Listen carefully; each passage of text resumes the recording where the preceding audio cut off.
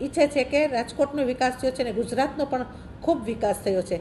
તો આવી વાહિયાત વાતો માટે જેને સમય છે, ખરેખર આવી વાતો જો એને વિચારવી હોય તો વિકાસની વાતો વિચારવાની આવે. સરકારે જે હોસ્પિટલોને મંજૂરી આપેલી છે, જનરલ બોર્ડમાં એનો ઠરાવ પસાર થઈ ગયો છે, જે કાયદેસર રીતે એની મંજૂરી મળી ગઈ હોય છતાં આવા ખોટા મુદ્દા લઈને લોકોની વચ્ચે અને ખોટો કોર્પોરેશનની અંદર આવી ચર્ચાઓ કરતા હોય છે. તો આને વિકાસ અટકાવ્યો કહેવાય. અને આ તો એક મંજૂરી લઈને આ બનાવેલું છે, કોઈ એમનેમ તો કોર્પોરેશને એને પોતે બનાવ્યું નથી. તો આવી જે હોસ્પિટલની અંદર કામગીરી કરેલી હોય અને કોંગ્રેસને આવો ખોટો મુદ્દો લાગે છે તો ત્યારે બોલવાની જરૂર હતી.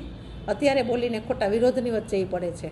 બેન, ખાસ કરીને એવો પણ ક્યાંક વાત કરી છે કે જનરલ બોર્ડે જ્યાં નીતિ નિયમોને નેવે મૂકીને આખું જે પાસ કરાવ્યો છે, ઠરાવ પાસ કર્યો છે, તો એને લીગલી નોટિસ ફટકારવામાં આવશે. જનરલ બોર્ડે જ્યારે આજથી લગભગ 7-8 વર્ષ પહેલાંની અંદર આ નિયમને મંજૂર કરી અને જનરલ બોર્ડે જ્યારે મંજૂરી આપી હોય તો એમાં કોઈ નિયમને ફંગોળવામાં આવતા હોતા નથી. સરકારની અંદર મંજૂર થઈ અને આ પ્રક્રિયા એને કરેલી છે. તો અત્યારે જ કોંગ્રેસને કેમ મુદ્દો સૂજે છે? ત્યારે જે એની પોતે આ સીટ ઉપર બેઠા હોય તો એને ત્યારે આ બધો વિરોધ કરવાની જરૂર હતી. અત્યારે શા માટે આવા વિરોધના વંટોળની વચ્ચે કાયમી આમ જ કામ કરવાનું રહે? એને પોસાય છે, સમય બગાડે છે ખોટો.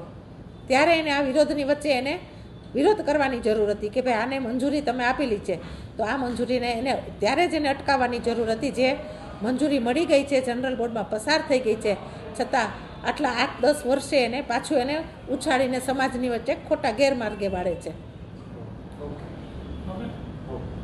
કોંગ્રેસના આગેવાનો એવો આક્ષેપ કર્યો છે કે રાજકોટ મહાપાલિકાના જનરલ બોર્ડમાં એક ઠરાવ થયો છે કે જેમાં 2 હોસ્પિટલને જોડતો એક બ્રિજ છે એ ગેરકાયદે છે અને ઠરાવ કર્યો છે નિયમોને અવગણીને કરાયો છે અને ગેરકાયદે ઠરાવ કરાયો છે.